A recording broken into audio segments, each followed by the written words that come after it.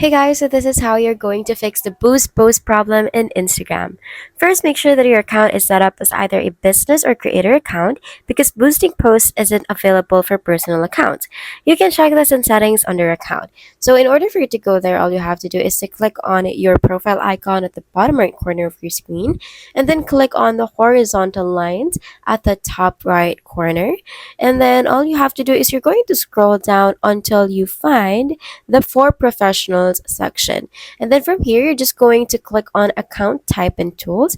And then if it says switch to professional account, that means you are still on personal account. So what you're going to do is to click on that and set up your professional account.